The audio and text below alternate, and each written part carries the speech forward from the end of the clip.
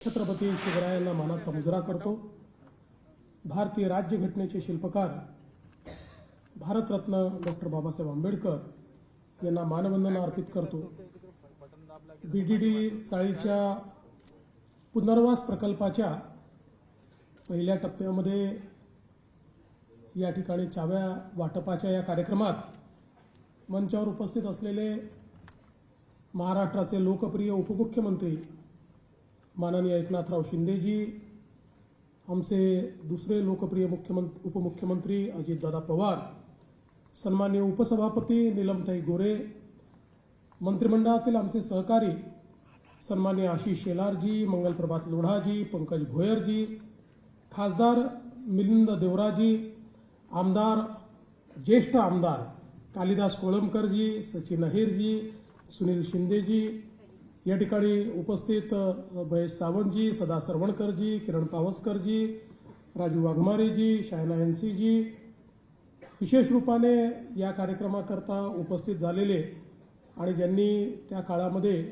बीडीडीच्या या संपूर्ण प्रक्रियेत महत्त्वाची भूमिका निभावली ते तत्कालीन आपले म्हाडाचे व्हीपी श्री संभाजी झेंडे, त्याचप्रमाणे आपले अप्पर मुख्य सचिव श्री असीम गुप्ताजी, मिलिंद शंभरकरजी, मिलिंद बोरीकरजी, त्याचप्रमाणे ज्यांचा आत्ता आपण सत्कार केला ते टाटाचे प्रकाश पाटील, कॅपेसाईटचे राहुल कटियार आणि आर्किटेक्ट विवेक भोळे, या ठिकाणी उपस्थित बीडीडीतील सर्व रहिवासी भगिनी आणि बंधूंनो, आज खरोखर अतिशय आनंदाचा दिवस आहे की तुमच्या सगळ्यांच्या समवेत आम्ही जे स्वप्न बघितलं होतं की बीडीडी चाळीत राहणाऱ्या आमच्या सामान्य मुंबईकराला त्याचं हक्काचं घर द्यायचं, आज त्या स्वप्नाची पूर्तता सुरू झालेली आहे हे सांगताना मला अतिशय आनंद होतो। मगाशी बीडीडी चाळीचा इतिहास आपण बघितला, 1920 पासूनचा हा सगळा इतिहास, आणि या बीडीडी चाळीनी अनेक सामाजिक आंदोलनं बघितली, राजकीय आंदोलनं बघितली, स्वातंत्र्याची चळवळ बघितली, खूप मोठ्या प्रमाणात वेगवेगळे विचार हे या बीडीडी चाळीतनं तयार झाले। अनेक मान्यवर व्यक्तींचा रहिवास या बीडीडी चाळीत आपल्याला पाहायला मिळाला, सहवास पाहायला मिळाला, त्यांच्या नेतृत्वाला एक प्रकारे आयाम मिळताना आपण या बीडीडी चाळीत बघितले। या 100 वर्षामध्ये जर बीडीडी चाळीचा इतिहास जर आपण पाहिला तर आता तर आपण त्यातला बराचसा भाग पाडलेला आहे, पण या चाळीच्या भिंतीमध्ये इतक्या वेगवेगळ्या प्रकारच्या कथा कहाण्या त्या ठिकाणी दडलेल्या आपल्याला पाहायला मिळतात।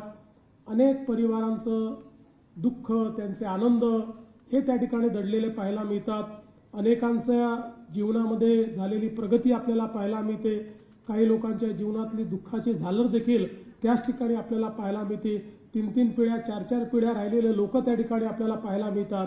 आणि म्हणून या केवळ चाळी नाहीत तर मुंबईच्या सामाजिक आर्थिक परिवर्तनाचा एक जिवंत इतिहास म्हणून बीडीडी चाळीकडे आपल्याला पाहता येईल, अशा प्रकारच्या बीडीडी चाळी होत्या।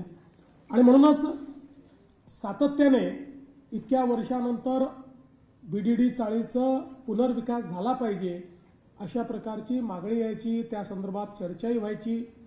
खरं तर आमचा बीडीडी चाळीशी संबंध असा आला की आमचे नेते माननीय गोपीनाथरावजी मुंडे यांनी बीडीडी चाळीत राहणारे जे आमचे पोलीस आहेत त्या पोलिसांना हक्क मिळाला पाहिजे म्हणून मोर्चा काढला होता। नंतरच्या काळामध्ये मी देखील त्या ठिकाणी आमचे सुनील राणे होते, त्यांच्या समवेत बीडीडी चाळीमध्ये मोर्चा काढला होता। याच वरळीच्या बीडीडी चाळीच्या अंगणामध्ये आमची मोठी सभा झाली होती माझी, आणि त्यावेळेस आपण अनेक मागण्या म्हणजे बीडीडीच्या पुनर्वसनाच्या मागण्या, पोलिसांच्या हक्काच्या मागण्या या त्या ठिकाणी बीडीडी चाळीमध्ये मांडल्या होत्या। पण खरं म्हणजे ती सभा झाल्यानंतर काही लोकांच्या घरी जाण्याची मला संधी मिळाली किंवा तो प्रसंग आला, आणि त्यावेळी मी बघितलं की बीडीडी चाळीमध्ये 30 वर्ष 40 वर्ष 50 वर्षापासून राहणारे लोक कशा अवस्थेमध्ये राहत आहेत। अतिशय वाईट अशा प्रकारची ती अवस्था होती। सिलिंग खाली पडत होतं, ती एक रूम होती, काही नुसते पडदे लावलेले होते। मला असं वाटतं की म्हणाला ती चाळ होती, पण झोपडपट्टीपेक्षा देखील वाईट परिस्थिती ही तिथल्या अनेक लोकांकडे मला पाहायला मिळाली। आणि त्यावेळेस असं वाटलं की खरोखर ही सगळी मंडळी इतक्या हाल अपेष्टा सहन करत या ठिकाणी राहत आहेत. आणि म्हणूनच मला असं वाटतं की ज्यावेळेस आपल्या सगळ्यांच्या आशीर्वादानं आपलं महायुतीचं सरकार महाराष्ट्रामध्ये आलं त्यावेळी आपण हा निर्णय केला की आत्तापर्यंत आपण मागण्या करत होतो, पण आता मागण्या पूर्ण करण्याची वेळ आली आहे. आणि मग बीडीडी चाळीच्या पुनर्वसनाचा जो मुद्दा आहे तो आपण ऐरणीवर घेतला. खरं म्हणजे आपल्याला मला सांगितलं पाहिजे की अनेक अडचणी त्याच्यामध्ये होत्या. 90 वर्षाचे लिटिगेशन्स होते. ते सगळे लिटिगेशन्स एक एक करत आपण पार पाडले. पण त्यात सगळ्यात महत्त्वाचा काही भाग असेल तर मी साधारण अभ्यास केला की गेले 20-25 वर्ष बीडीडीच्या बद्दल बोललं जातं, पण बीडीडीचा पुनर्विकास का होत नाही. तर माझ्या लक्षात आलं की हा पुनर्विकास कुठला तरी बिल्डर, कुठला तरी विकासक करेल अशा अपेक्षेने त्या ठिकाणी सोडलेला आहे. आणि मग दरवेळेस एक नवीन बिल्डर येणार, तो काहीतरी आराखडे तयार करणार, त्या ठिकाणी लोकांचे कन्सेंट घेणार आणि लोकांना काहीतरी स्वप्न दाखवणार आणि त्याच्यानंतर ते काम होणार नाही. असे कित्येक 4-5 आराखडे त्या ठिकाणी तयार झाले, पण कुठलाच आराखडा हा त्या ठिकाणी पूर्ण होऊ शकला नाही. कारण बिल्डरला इंटरेस्ट असायचा तो मला सेलेबल किती मिळेल याच्यामध्ये.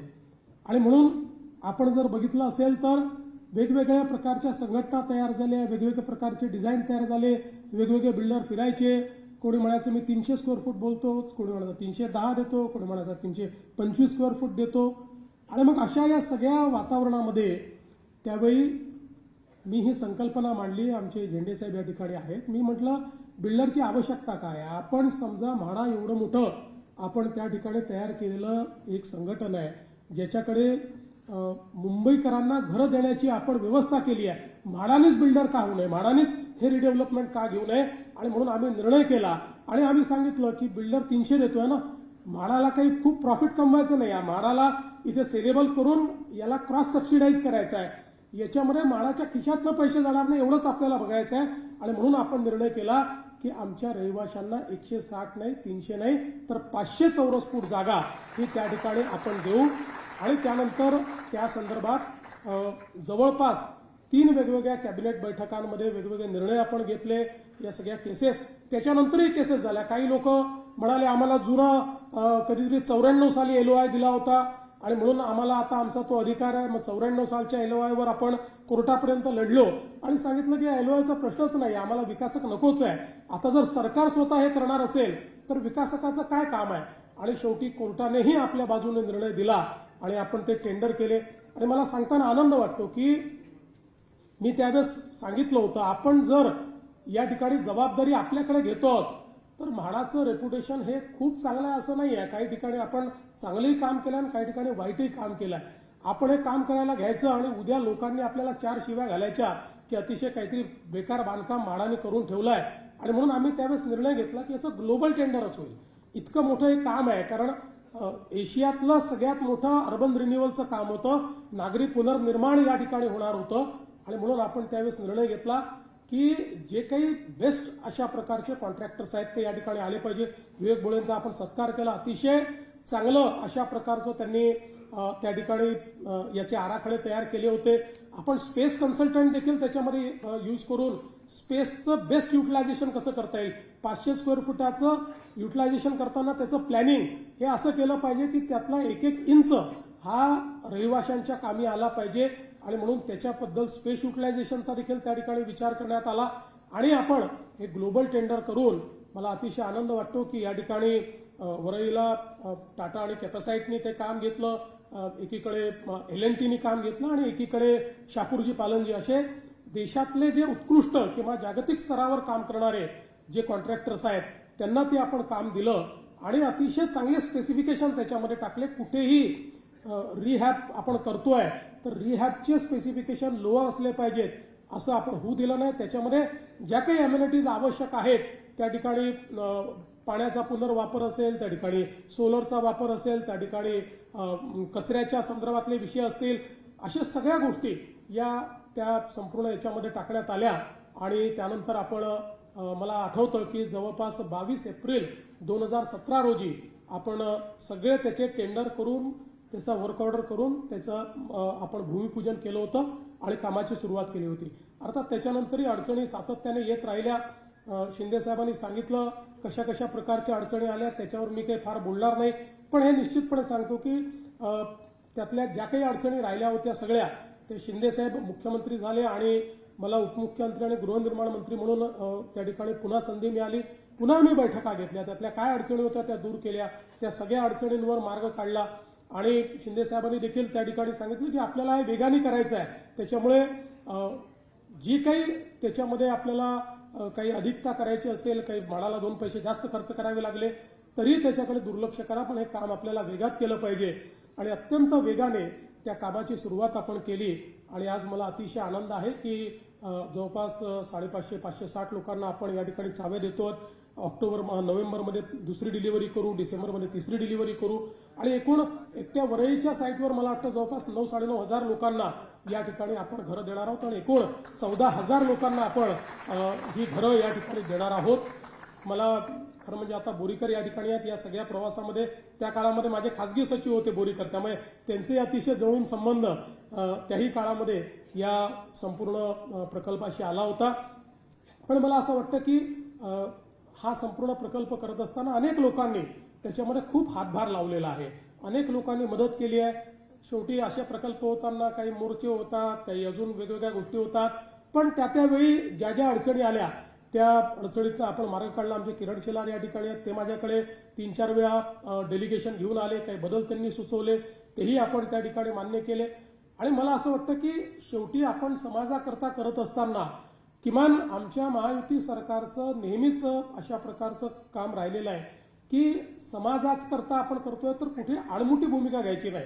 एखादी गोष्ट जर बदलावी लागली, एखाद्या गोष्टीत रिलॅक्सेशन द्यावं लागलं तर ते रिलॅक्सेशन दिलं पाहिजे, अशा मताचे आम्ही सगळे असल्यामुळे आज मला असं वाटतं की अतिशय महत्वाचं हे काम या ठिकाणी झालेलं आहे. आणि मला याही गोष्टीचा आनंद आहे की आमचे नेते गोपीनाथरावजी मुंडे यांचं जे स्वप्न होतं की पोलिसांना त्या ठिकाणी घर मिळालं पाहिजे, आज ते पोलिसांनाही हक्काचं घर आपण या बीडीडी चाळीमध्ये या ठिकाणी देतो आहोत. आणि त्याच्याकरता सरकारने 50 लाख दर ठरवला होता, पण शिंदे साहेब मुख्यमंत्री झाले, पोलीसवाले आले, शिंदे साहेबांनी म्हटलं नॉमिनल 15 लाख रुपये आणि 15 लाख रुपयात आमच्या पोलिसांना त्या ठिकाणी हे मालकी हक्काचं घर मिळत आहे. ही पण मला असं वाटतं की अतिशय आनंदाची गोष्ट आहे. आज खरं तर आपण बघितलं तर ही एक आपल्याला या संपूर्ण बीडीडी चाळीमुळे एक नवीन पद्धती लक्षात आली की आपण अशा प्रकारचा पुनर्विकास हा केवळ विकासकाच्या अंगावर टाकून चालणार नाही, हा आपण करू शकतो. आज बीडीडीत आपण अनेक लोकांना भाडी ऍडव्हान्समध्ये दिली तर लोकांनी देखील सहकार्य केलं, लोकांनी ते खाली केलं.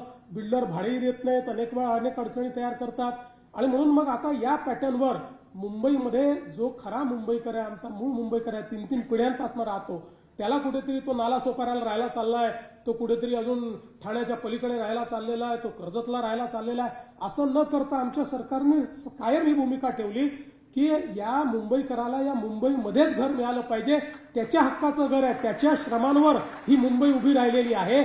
त्यांनी कुठेतरी जायचं आणि धनदांडग्यांनी येऊन राहायचं असं चालणार नाही, अशा प्रकारचा निर्णय आपण केला. आज आपण पाहू शकतो अभ्युदय नगर सारखा आपला अतिशय जुना सगळा मराठी माणसाचा जो सगळा भाग आहे, आता त्याच्या रिडेव्हलपमेंटला आपण या ठिकाणी मान्यता दिली, त्याचे टेंडर्स आपले चाललेले आहेत, जीटीबी नगरचे टेंडर्स आपले झालेले आहेत. आता पीएमजीपी अंधेरीचा देखील आपण निर्णय त्या ठिकाणी करतो आहोत. वेगवेगळ्या जवळपास या ठिकाणी म्हाडाच्या ज्या 56 वसाहती आहेत, या वसाहतींमध्ये अनेक अशा प्रकारच्या जुन्या ज्या वसाहती आहेत त्याला या पद्धतीने रिडेव्हलप करण्याचं काम आपण करतो आहोत. आता सीएनडीचा एक नवीन आपण त्या ठिकाणी पद्धती आणली आहे, ज्या पद्धतीतनं वेगवेगळ्या प्रकारे ही जी काही विकासाची व्यवस्था आहे ती आपण उभी करतो. या व्यवस्थेमध्ये एकच सगळ्यात महत्वाचा फायदा हा आहे की सरकार हे नफ्याकरता करत नाही, सरकार कुठेतरी सामान्य माणसाला घर मिळालं पाहिजे याकरता या ठिकाणी अशा प्रकारचं काम करते. आणि म्हणूनच मला असं वाटतं की या अशा प्रकारच्या सगळ्या प्रकल्पांमध्ये चांगल्या प्रकारचा एक सहभाग आणि चांगल्या प्रकारचं यश हे आपल्याला मिळत आहे. धारावीच्या संदर्भात देखील आपल्याला कल्पना आहे की अनेक वर्ष म्हणजे कधीतरी पंतप्रधान राजीव गांधी आले होते, त्या काळामध्ये धारावीच्या संदर्भात राजीवजींनी सांगितलं आणि आम्ही आता पुनर्विकास करणार अशा प्रकारचा विषय झाला, पण काही त्याच्यामध्ये झालं नाही. पण आपण 2014 मध्ये सरकार आल्यानंतर धारावीच्या संदर्भातले सगळे निर्णय घेतले, त्याचं टेंडर केलं, मग ते टेंडर मध्यंतरीच्या आघाडी सरकारने रद्द केलं. ठीक आहे, त्याचे काय कारण असतील पुन्हा शिंदे साहेब आले, पुन्हा आपण नव्याने त्याचं वर्किंग केलं, पुन्हा टेंडर केलं. आज धारावीचं रिडेव्हलपमेंट आपण सुरू केलं आहे. आणि आपण विचार करा, आज जर महाराष्ट्राचा विचार केला तर महाराष्ट्रामध्ये बोटावर मोजणारे 3 किंवा 4 शहरं अशी आहेत की जे 10 लाखाच्या वर पॉप्युलेशनचे शहर आहेत. आणि एकटं धारावी जे आहे हे 10 लाखाच्या वरच्या पॉप्युलेशनचं किंवा तेवढ्या पॉप्युलेशनचा अशा प्रकारचा तो एक ॲग्लोमरेशन आहे किंवा एक स्लम आहे. आज त्याचा पुनर्विकास करणं म्हणजे अक्षरशः एक नवीन शहर बसवणं आहे. आणि अतिशय चांगल्या पद्धतीने आणि धारावीचा पुनर्विकास करताना आम्ही हा निर्णय केला की पात्र अपात्र विषयच ठेवायचा नाही. कारण शेवटी इतक्या मोठ्या प्रमाणात अपात्रांना जर आपण काढलं, कुठेतरी जाऊन झोपडपट्टीच बसवणार, त्यापेक्षा त्यांना आपण कोर्टाची अडचण होती तर कोर्टातनं मार्ग काढून त्यांनाही आपण रेंटल हाऊसिंगमध्ये घर देऊ आणि 12 वर्षाने ते घर त्यांच्या नावाने करू. अशा प्रकारे सर्वांना पात्र करून आज धारावीचं काम आपण सुरू करतो. आणि धारावीमध्ये सगळ्यात महत्वाचं हे आहे की जो पात्र आहे त्याला त्याच ठिकाणी पूर्ण आपण त्याचं पुनर्वसन करतोय, त्याला चांगल्या प्रकारे त्या ठिकाणी सगळ्या सुविधा देतो. आणि या सगळ्या सुविधा देताना धारावीचा विचार आम्ही या प्रकारे केला की धारावी ज्यावेळेस त्याचा पहिला प्लॅन आपण घेऊन बसलो होतो त्यावेळेस मी सांगितलं की धारावीला केवळ एक झोपडपट्टी समजू नका. धारावी हे आर्थिक विकासाचं केंद्र आहे. ज्या प्रकारच्या आर्थिक गतिविधी धारावीमध्ये चालतात त्या कदाचित कुठल्या एखाद्या इंडस्ट्रीयल क्लस्टरमध्ये देखील चालत नाही. धारावीमध्ये चालणारं चामड्याचं काम, तिथलं पॉटरीचं काम, तिथलं खाद्य संस्कृतीचं काम, तिथे वेगवेगळ्या प्रकारच्या आर्टिफॅक्ट्सचं काम इतक्या मोठ्या प्रमाणात धारावीमध्ये होतं की ते जर आपण त्या ठिकाणी त्याचं जे काही एक नेचर आहे ते जर आपण बदललं आणि याला नुसतं लोकांना घरं देतो म्हणून सांगितलं, धारावी कधीच यशस्वी होणार नाही. या घरांसोबत त्यांचा व्यवसाय जोडला, या घरांसोबत त्यांची जी कलाकारी आहे ती सगळी जुडलेली आहे, त्यांच्यातला जो काही व्यवसाय आहे तो त्याच्याशी जुडलेला आहे. आणि म्हणून त्याकरता इथेच आपल्याला चांगल्या व्यवस्था उभ्या कराव्या लागतील. इथे जर चांगलं लेदरचं काम होतं तर लेदरची सगळी व्हॅल्यू चेन ही तिथे तयार करावी लागेल. आणि ही केल्यानंतर 5 वर्षापर्यंत त्यांच्याकडनं कुठले टॅक्सेस आपण घ्यायचे नाहीत. त्यांना मोफत अशा पद्धतीनं त्या ठिकाणी म्हणजे आपला जो काही त्या ठिकाणी जीएसटी वगैरे त्यातनंही सूट द्यायची, अशा प्रकारचा निर्णय आम्ही केला. आणि त्यामुळे आज केवळ एक धारावीच्या रिडेव्हलपमेंटमध्ये केवळ एक स्ट्रक्चर उभं होणार नाही आहे, तर धारावीमध्ये एक अतिशय व्हायब्रंट अशा प्रकारची औद्योगिक वसाहत देखील उभी होते, जी औद्योगिक वसाहत खऱ्या अर्थानं हजारो लोकांच्या हाताला काम देणार आहे आणि हजारो लोकांचं जीवन देखील त्या ठिकाणी बदलणार आहे. आणि म्हणून मला असं वाटतं की एकूणच आपल्या सरकारचा जो काम करण्याचा जी पद्धत आहे ही पद्धत अतिशय विचारपूर्वक आणि इन्क्लुझिव्ह ज्याला म्हणतो सर्वसमावेशक अशा प्रकारचा आपला प्रयत्न आहे. अर्थात लोक टीका करतात, लोक त्याबद्दलही बोलतात, पण जगामध्ये असं कुठली निर्मिती आहे जी टीकेशिवाय झाली आहे? जोपर्यंत तुम्ही टीका सहन करणार नाही, शिवाय सहन करणार नाही, तोपर्यंत नवीन निर्मिती होऊ शकत नाही. त्यामुळे सगळ्या टीका आणि कितीही शिव्या लोकांनी दिल्या तरी आमच्या सरकारने मुंबईकरांच्या जीवनामध्ये जे गुणात्मक परिवर्तन करण्याचा निर्णय घेतलेला आहे ते केल्याशिवाय आम्ही थांबणार नाही, हा विश्वास आजच्या निमित्ताने मी व्यक्त करतो. आणि हा विश्वास व्यक्त करण्याकरता हा फोरम याकरता महत्वाचा आहे की ज्यावेळी आम्ही बीडीडीचंही रिडेव्हलपमेंट सुरू केलं त्यावेळी अनेक लोकांनी आमचाही उपहास केला, आम्हाला शिव्या दिल्या, आम्हाला उलाना दिल्या. अनेक लोकांनी सांगितलं, खूप लोकांनी सांगितलं असं कधी होतं का, हे होणार नाही आहे, तुम्ही कुठल्या तरी बिल्डरच्या घशात घालणार आहात, तुम्हाला फक्त याच्यामध्ये बिल्डर घुसवायचे आहेत, अशा अनेक शिव्या आम्ही देखील खाल्ल्या. पण आज जे आम्ही सांगितलं ते आम्ही करतो हे दाखवण्याचा दिवस असल्यामुळे मला असं वाटतं की यातनं सरकारच्या कार्यपद्धतीवर जनतेचा विश्वास देखील वाढेल. आणि पुन्हा एकदा मुंबईकरांकरता जे आमच्या सरकारचं कमिटमेंट आहे ते कमिटमेंट यातनं निश्चितपणे आपल्या समोर अधोरेखित होईल, हा विश्वास मी व्यक्त करतो. आमच्या ज्या ज्या लोकांना आज चाव्या मिळालेल्या आहेत त्या सगळ्यांना मी मनापासून शुभेच्छा देतो. अजितदादांनी उत्तम सल्ला दिलाय की घरं विकू नका. ही घरं जी आहे ही घरं खरं म्हणजे मी असं म्हणेन की पूर्वी आपल्याकडे सोनं सांभाळून ठेवायचे की पुढच्या पिढीला काय द्यायचं आहे तर सोनं सांभाळून ठेवायचे, पण मुंबईमध्ये सोन्यासारखीच घरांची किंमत आहे. त्याच्यामुळे पुढच्या पिढ्यांना काय द्यायचं तर हे घर आपल्याला पुढच्या पिढ्यांना द्यायचं आहे असा विश्वास मनामध्ये ठेवा आणि हे करा. आणि दुसरी सूचना जी आमच्या शिंदे साहेबांनी दिली आहे ती अतिशय गांभीर्याने आपण सगळे मिळून विचार करू की आमच्या केवळ भावाच्या नावाने नाही, बहिणीचं आमच्या नाव त्याच्यावर आलं पाहिजे, असा गांभीर्याने विचार निश्चितपणे आपण त्या संदर्भात करूया. मी पुन्हा एकदा सर्व अधिकाऱ्यांचं आणि ज्या ज्या लोकांनी या बीडीडीच्या निर्मितीमध्ये त्या ठिकाणी मदत केली त्या सगळ्यांचे आभार मानतो आणि माझे 2 शब्द संपवतो. धन्यवाद. जय हिंद, जय महाराष्ट्र. धन्यवाद साहेब. आज आपण मान्यवरांच्या हस्ते प्रातिनिधिक स्वरूपात 16 जणांना चाव्या प्रदान केल्या. उर्वरित 540 जणांना चाव्या 18 तारखेपासून पुनर्वसित इमारतीकडे देण्यात येतील. यानंतर आभार व्यक्त करतील माननीय मिलिंद बोरीकर. आजच्या या वरळी बीडीडी पुनर्विकास प्रकल्पातील पुनर्वसतिकांच्या वितरण समारंभास आवर्जून उपस्थित असलेले व ज्यांच्या शुभ हस्ते वितरण झालं ते माननीय नामदार श्री देवेंद्र फडणवीस सर, माननीय मुख्यमंत्री यांचे मी म्हाडातर्फे आभार व्यक्त करतो. तसेच माननीय नामदार श्री एकनाथ शिंदे सर, माननीय उपमुख्यमंत्री तथा मंत्री गृहनिर्माण यांचे पण मी विशेष. लोकशाही मराठी ऐका, पहा, जागरूक रहा.